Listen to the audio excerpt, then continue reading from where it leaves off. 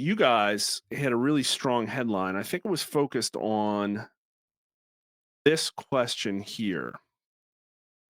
And I'd love to hear the story behind it, but we'll give everybody the top line. As government agencies and businesses continue to expand their use of AI will play an increasingly larger role in the economy and society. This raises serious concerns about how AI might treat people. Would you support a state or federal law that would require developers and technology companies to design AI so that it protects the human rights contained in the Constitution, such as freedom of speech and freedom of religious expression? And obviously, everybody's like, oh, sweet. I love that. 78%. This is the kind of agreement we see with like core American things. Do you support freedom of speech? Is preventing election fraud important? And 5% strongly oppose. It's really the young ones, 18 to 29-year olds, but they're generally relatively uninformed. Republicans and Democrats agree on this. So it's like this is like no brainer. So what do you got? What are you guys going to do with this result? Where did it come from? Well, I think it's just an attempt by us and you guys, and I think get a handle on what AI is doing and what effect it could have on our society and obviously our liberty. Um, it's developing so fast. The director of our Emerging Issues Center, Donald Kendall, wrote a piece. I think it was in the Blaze recently, or another right leaning website, talking about how for generations the world you would leave to your children would not be all that much different than the world that his grandfather left to you, or even his great grandfather left to his grandfather, to you, to your kid. Like even with the Industrial Revolution, obviously that was a big change in society that obviously has moved forward from there. But even in the in the early in the late 19th, early 20th century, all the way through the 1950s, obviously you have the development of the automobile and horses are no longer around. But the world was, by and large, the same world. You occupied in the same way. Today, if you have a 10-year-old, they're going when they reach adulthood, they're going to be living in a world that is really vastly different than the one we have today. And AI is what the big difference maker is going to be. And it's just a matter of, are you in favor of, we're trying to gauge people's worries about artificial intelligence. I think a lot of people really don't even understand it. I think most people don't understand it, and I think it's kind of designed to not understand it. It's kind of impossible to explain. I mean, a lot of us are familiar with the large language models, your ChatGPT and your Groks and all of that stuff. But AI is also used in medicine. It's used in other fields, and in ways that are opaque. We don't really quite understand it, but it continues to advance quickly. But a 10-year-old today, by the time they're 20 or 25, the world is going to be very much different than it is today because of AI. And so it's just a matter of, should we ensure that the inputs and how we develop artificial intelligence is done so in a way that does not violate the basic human rights, especially the United States Constitution? And happily, these are not the kind of questions we always have Republicans and Democrats and liberals, conservatives agreeing with each other. And as you said, happily, there seems to be broad consensus that we should be mindful as AI continues to develop, that it does not do so in a way that puts, let's just say, efficiency or performance ahead of human rights. Yeah, there's so much ways so many ways this can affect everybody, and I've been trying to think about it as well. And just this week, I've seen so much that has inspired fear and trepidation. There's the video of that robot that's attacking the workers. I also saw, what was interesting is two non-related AI LLMs communicating audially, like, which also, I mean, that's dark, right? If a foreign government has their own AI and we have our own AI, and one of our corporate AIs interacts with them and they have ulterior motives, then all of a sudden information can be exchanged. And it seems like there needs to be all kinds of regulations and checks there. Yeah. And at the same time, it's like, well, there should be a free market here. I think there's a whole upside. The amount that these things can teach my children as well is incredible. And it's like, if you look at it as just another technology tool, it's a gold mine. Right. If and you talked about school choice from an education perspective. I think that these things can do a lot better than like teachers, for instance, or than college. And it ultimately comes back to, well, are we training our people to be productive or passive, and how are they going to spend time with their AI? There's so much stuff. And it's like, well, we don't want the government to be over aggressive and step in, but then also the downside risk, I guess, in many cases could be extreme. Yeah, well, look at the next question there on your on the chart there. Do you believe that over the next decade, AI will be used more to empower individuals or control them? And a plurality, the winner of that is control them. And I think that is the real danger. I mean, and control them. I mean, not necessarily. We're not talking about the Matrix or the Terminator movies, but maybe control their minds and control society in more subtle ways. One of the things we also have another podcast live stream that we do on Thursdays at 1 p.m. Eastern called In the Tank from the Heartland Institute. And this was the main topic of our discussion. You can find us just search Heartland Institute on YouTube. You can find that stream that we did this week. And it's the idea that, well, everybody says, well, AI is only as good as the inputs, right? Well, that's not necessarily true. But and then remember when Gemini came out? It was a Google's thing, right? Gemini, and Yeah. Hmm. it would ask it to make an image of European king or a European whatever. king or Yeah. a Viking, and ended up being like a black woman or something. It's like, come on, So Uh-huh. these things happen, and it is only as good as its input. But the danger, I think, well, danger maybe is too strong a word. The concern I have is that humans are just kind of conditioned to accept things at face value, especially things that are this convenient. I mean, from the age of the internet, where you would Google something, and then a page would be presented to you, and then the top that you would probably always click the top one, but you might scroll down and get a couple others.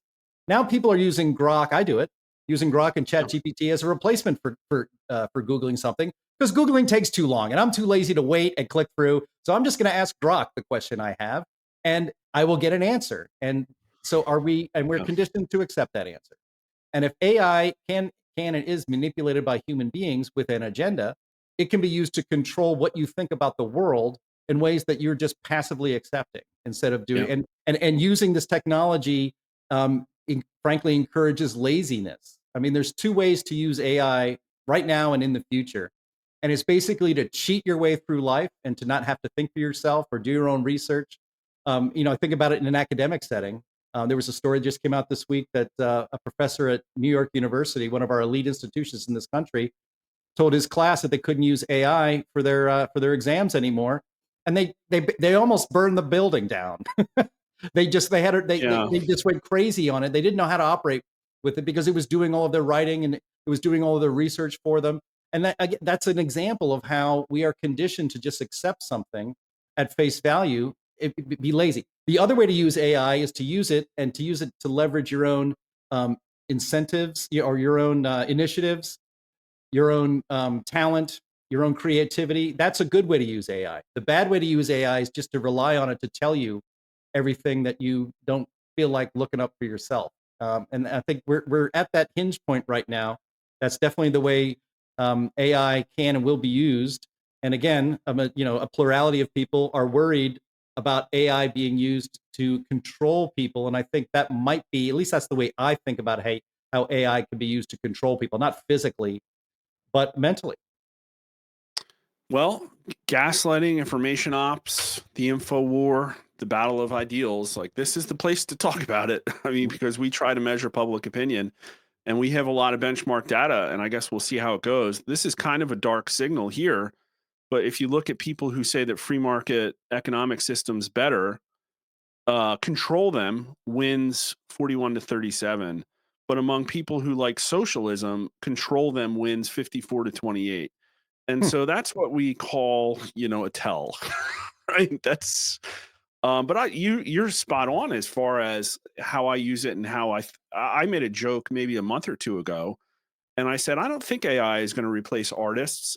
I think it'll be a valuable tool. I think the people in the workplace who are most at danger are MBAs because they bring very little to the table. They're supposed to bring logic, right? And AI is what it's basically, instead of, it's turned search from content into logic, Mm. because you can have the search reason, the AI reason for you now, and that's the whole reason we send people to college. And so if it's completely invalidated the idea of teaching people how to critically think, and I use it to challenge myself. Just the other day, I told Grok to pretend you're Plato and I want to have a dialectic with you, and let's try this out. Let's hit, and you can learn from it and grow and explore different topics. It's really the best teacher. Or you could have it just think for you. And I think that's the danger, right? And what does that do to society? Yeah, I mean, that's the We're real gonna danger right now, for sure. people that don't know how to critically think. And it's funny too, college is like, that's like the easiest, most throwaway critical thinking task. And yeah, it's pretty much invalidated college papers. It's like, The temptation is too great. I mean, I was a yeah, writing major in college, and obviously I wrote all my own papers, but, imagine, you can go out and party with your friends on Thursday night, the weekends start on Thursdays in college, or maybe even Wednesdays, and then you're not gonna be in college for 4 years at that point. But on Thursdays, the weekend starts, and instead of writing your paper, the temptation is too great, to just uh, ask an AI to do it for you. Why not? And then I can sleep my hangover off. I didn't have that luxury. I went to school in the dark ages, so I had to write it out yeah. myself. With a quill pen. Here's your taxpayer, or here's your partially taxpayer and debt funded for your party. Like, congratulations, you earned it. Good job getting through school.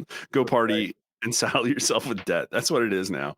right. Um, Many economists believe that AI will eliminate millions of jobs over the next decade. If that happens, would you support a government program that taxes big tech companies and then uses the funds to provide Americans with an income large enough to pay for basic necessities? Oh god. And this one wins 62 to 22.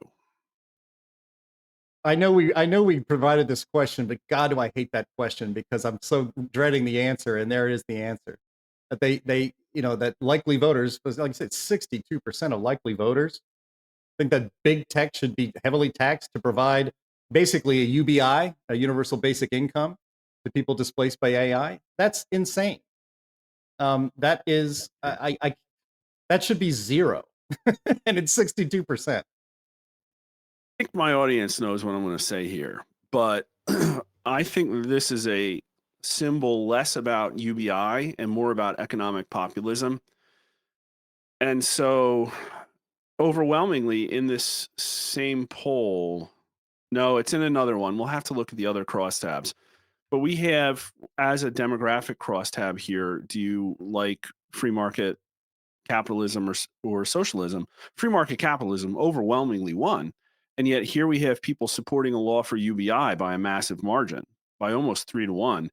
And Yeah. that's because I think that they believe that our current iteration of free market capitalism has failed because of the oligarchy, Mm. and that they're rebelling. And this is a signal, in my opinion, that if Trump doesn't get done in 4 years, then there's a very big problem.